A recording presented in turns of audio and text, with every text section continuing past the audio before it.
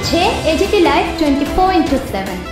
ये है AGT live 24/7। This is AGT live 24/7। থানায় এসেছি আমার বিরুদ্ধে কিছুদিন ধরে যে আমার বাংলাদেশের ফেক আইডি কার্ড এবং বার্থ সার্টিফিকেট নিয়ে হেডলাইন্স ত্রিপুরা এবং অন্যান্য ছোটো ছোটো বিভিন্ন সোশ্যাল মিডিয়াতে আমার এগেনস্টে প্রচার করেছে। বিশেষ করে হেডলাইন ত্রিপুরা ধারাবাহিক আমার বিরুদ্ধে এটা প্রচার করা হয়েছে কোনো তথ্য যাচাই না করে, এবং আমাকেও জানায়নি যে আমার যে ভোটার আইডি কার্ড বাংলাদেশে এবং বার্থ সার্টিফিকেট যে এটা সঠিক কিনা বা এটা ফেক কিনা সে বিষয়টা তারা জানার প্রয়োজন বোধ করেনি।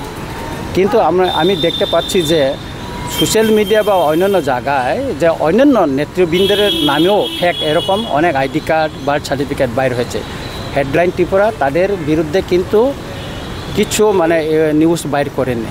আমি মনে করি আমি একজন উপজাতি এসটি কেন্দ্র থেকে আমি নির্বাচিত হয়ে আছি, এবং এই হিসাবে আমার বিরুদ্ধে মনে হয় ওনারা এটা প্রচার করেছেন, এবং SC অ্যাট্রোসিটি অ্যাক্টে আমি এটা কেসও করেছি।